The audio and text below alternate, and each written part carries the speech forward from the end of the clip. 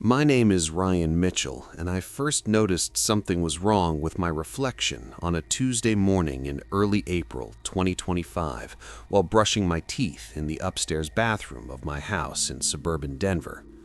I was 34 years old, single, working remotely as a software engineer for a fintech startup that paid well enough to let me buy the house outright after years of renting cramped apartments in the city.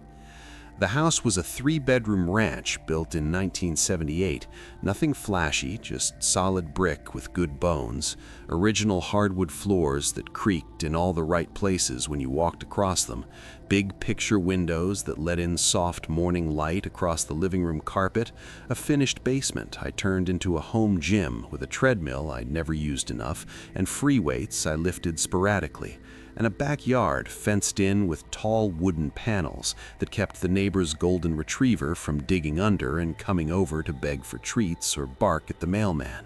I paid it off early with a bonus and some stock options that vested at the perfect time. I was proud of it. I still am in a way that feels distant now, like pride belongs to someone else who used to live here, someone who didn't know what was coming. I leaned over the sink that morning, toothbrush in mouth, staring at the mirror above the vanity. The light was the standard warm LED strip the previous owners had installed, bright enough to see every pore, every tiny nick from yesterday's shave, every trace of fatigue under my eyes from staying up late debugging code for a deadline that never seemed to end. I noticed my reflection blink a half second after I did. The next morning, it happened again. I was shaving. The razor glided across my cheek, left to right, steady pressure. The reflection shaved too, but the blade moved in the opposite direction, right to left while mine went left to right. I stopped. The reflection kept going, scraping slowly, methodically, until the cheek was perfectly smooth. Then it paused, razor hovering an inch from the skin, and turned its head slightly to look directly at me. Not at the mirror. At me, through the glass. The eyes were mine, same hazel color, same slight squint when focusing, but the expression wasn't. It was calm, patient, almost amused, like it knew something I didn't and was waiting for me to catch up. I dropped the razor into the sink. It clattered against the porcelain. The reflection did not flinch. It just lowered the razor slowly, set it on the counter with care, and smiled. A small, tight smile I had never made in my life, the kind that doesn't reach the eyes. Then it raised its hand and pressed the palm flat against the inside of the glass. The mirror didn't ripple, no sound. Just the handprint, perfect outline, warm-looking, even though the glass felt cold when I touched it from my side. My own handprint appeared right over it a second later. Fingers matched, palm lines matched, lifelines matched, but the reflection's hand was steady. Mine was shaking so badly the print blurred at the edges. I backed out of the bathroom, closed the door, locked it, went downstairs, made coffee with trembling hands. The kitchen window reflected the backyard. I avoided looking at 3:14 a.m. I woke up because someone was breathing in the hallway. Not loud, not heavy, just slow, even breaths, close to the door. I sat up, grabbed my phone, turned on the flashlight. Hallway empty, but the breathing continued from the direction of the upstairs bathroom. I walked slowly. Floorboards creaked under my feet. The breathing matched my steps. Inhale when I stepped, exhale when I paused. I reached the bathroom door. It was ajar. I pushed it open. The mirror was there. My reflection stood exactly where I stood, breathing in sync, chest rising and falling at the same rhythm. I stopped breathing. The reflection kept breathing. I held my breath for 30 seconds. The reflection's chest kept moving. I stepped forward. The reflection stepped backward into the mirror, deeper, until it was pressed against the back of the glass, arms at its sides, watching me. I reached out. The reflection reached out too, but from the other side. Our fingertips met the glass at the same moment, cold, then warm, then hot. I pulled my hand back. The reflection did not. It stayed there, palm flat against the inside of the glass, fingers spread, waiting. I backed out, closed the door, locked it, slept downstairs on the couch with all the lights on. The next morning, the bathroom door was open. The mirror was clean, no handprint, no fog. My reflection looked normal, tired, unshaven. There is a specific kind of silence that exists only in the high desert at 3 in the morning. It isn't the absence of sound, but rather a heavy, suffocating pressure that rings in your ears, making you feel like the world has ended and you are the only soul left behind. My name is Elias, and for 6 months I worked the graveyard shift at a sun-bleached gas station on mile 99 of Route 14. This place was a forgotten relic, a crumbling structure of rusted iron and cracked asphalt, surrounded by hundreds of miles of nothing but dust and twisted sagebrush. My boss, a man named Miller who smelled of cheap cigars and desperation, told me one thing when I started. If the bells on the door ring and you don't see anyone, lock yourself in the back office and don't look at the monitors until sunrise. I laughed then, thinking it was just small-town hazing. I'm not laughing now. It was a Tuesday, the air thick with an approaching storm that never arrived. The neon sign outside flickered, gas, gas, gas, buzzing like a dying insect. I was sitting behind the bulletproof glass, nursing a lukewarm coffee when the first oddity occurred. At 2:14 a.m., a black sedan, so matte it seemed to absorb the light from the overhead pumps, pulled up to pump 4. No one got out. The engine didn't turn off. It just sat there, idling with a low, rhythmic thrum that vibrated. I ran back inside, my lungs burning, and slammed the heavy door, locking every bolt. I scrambled to the back office to check the security monitors. The screen for camera 2, the one facing the back alley, was nothing but static. Camera 3, the storage room, showed the door swinging slowly on its hinges. I zoomed in, my hands shaking so hard I could barely move the mouse. In the corner of the frame, hidden behind a stack of tire boxes, I saw it. A pair of pale, wide eyes reflecting the infrared light like a cat's. It wasn't a person. The proportions were wrong. The limbs were too long, bent at angles that would snap a human skeleton. It was crouched, waiting. I realized with a jolt of pure electricity that the visitor from the car hadn't been the threat. It had been the distraction. The thing was already inside. The phone on the counter began to ring. It was the internal line from the back storage room. I didn't want to answer it, but the ringing was loud, piercing, vibrating through the walls. I picked up the receiver with a trembling hand.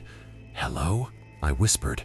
For a long moment, there was only the sound of wet, rhythmic slapping, like someone hitting a piece of raw steak on a marble floor. Then a voice that sounded like 2 stones grinding together. I retreated into the only place left, the walk-in freezer. I slammed the heavy insulated door and shoved a metal rack against it. The temperature inside was -10 degrees, but I was sweating. Through the small, frosted window of the freezer door, I watched the beam of my flashlight, which I had dropped on the floor outside. A shadow passed over it, a massive, hulking shape that moved with terrifying speed.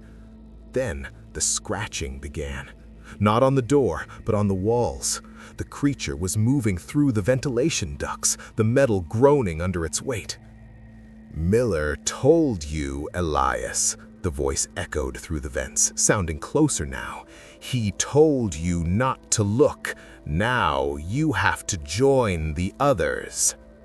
I looked around the freezer, my light flickering as the batteries began to fail. In the back, behind the crates of frozen meat, I saw them. Not bags of beef or pork, but shapes wrapped in industrial plastic. I pulled one back and stifled a sob. It was the girl who had gone missing from the next town over a month ago. Her face was frozen in a mask of eternal terror, her eyes removed and replaced with jagged pieces of obsidian. There were dozens of them, stacked like cordwood. This wasn't a gas station, it was a larder. Miller wasn't a boss, he was a supplier. The vent cover above me crashed to the floor. The creature dropped down, landing silently on the frost-covered floor. Up close, it was a nightmare of stitched skin and recycled parts. It stood 7 feet tall, its chest cavity open, revealing a pulsating black mass where a heart should be. It reached out a hand, and I realized... There is a place in the deep woods of the Pacific Northwest that the locals call the Dead Zone. It's a patch of forest where the birds don't sing, the wind never blows, and the trees grow in twisted, agonizing shapes as if they are trying to claw their way out of the earth. I never believed in ghost stories. To me, the woods were just wood and shadow. My name is Marcus, and I am a professional wildlife photographer. I was hired by a private collector to capture images of the rare ghost owl that was rumored to inhabit that specific area. I was told to bring a GPS, extra batteries, and a satellite phone, because once you cross the Obsidian Creek, all signals die. The forest doesn't just block your signal, it swallows it. I set up my camp 4 miles deep into the thicket, a place where the canopy was so dense that the sun only touched the ground in jagged, pale needles. The first night was unnervingly silent. No crickets, no rustling of leaves, just the sound of my own pulse thumping in my ears. I sat by my small campfire, checking my lenses, when I heard it for the first time. It wasn't a roar or a growl, it was a whisper. A soft, feminine voice, barely audible, coming from the darkness just beyond the firelight. "Marcus, look at the trees." I froze. My name. Someone knew my name in the middle of a 100-mile wilderness. By noon, I realized the forest was changing behind me. Every time I turned my head, the path I had just walked had vanished, replaced by a wall of thorns and gray, rotting wood. I felt a heavy, unseen weight on my shoulders, like a pair of invisible hands pressing down on me. That's when I saw the first statue. It was a man, or what used to be a man, standing in the middle of a clearing. His skin had turned to a gray, bark-like texture, and his hair was replaced by long, thin vines. He was frozen in a scream, his mouth wide open, and from his throat a family of spiders had spun a massive, intricate web. I realized with a jolt of horror that this wasn't a statue. This was a previous hiker who had stayed too long. The forest was literally turning him into a tree. Suddenly, I heard my mother's voice. "Marcus, honey, come here. Dinner is ready." I spun around. My mother had been dead for 10 years, but there she was, standing 50 yards away in the shadows. She looked perfect, wearing the same floral dress she was buried in. But as she stepped into a patch of light, her face distorted. Her eyes were just 2 hollow knots in a piece of wood, and her teeth were jagged splinters of pine. The sun began to set, and the ranger station started to groan. The floorboards beneath me were shifting. I looked down and saw thick, black roots curling through the cracks in the floor like snakes. They weren't just moving, they were seeking me out. One of them wrapped around my ankle, its thorns digging into my flesh. I sliced at it with my knife, and the root bled a thick, black fluid that smelled of old graves. Outside, the whispers turned into a deafening roar. Thousands of voices were screaming my name, a wall of sound that made my ears bleed. "Marcus! Marcus! Marcus!"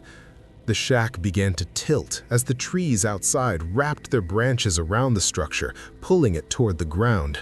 I realized the forest wasn't just a place. It was a single, massive organism. an ancient predator that had been feeding on the lost for centuries. I looked out the window and saw hundreds of the statues standing around the shack. They were all looking up at me, their wooden faces twitching in the moonlight. They weren't dead. They were trapped, their consciousness kept alive to act as more voices for the forest. I knew if I stayed, I would become one of them. I grabbed a flare gun from the emergency kit on the wall and a can of gasoline. I poured the fuel over the floor and the encroaching roots.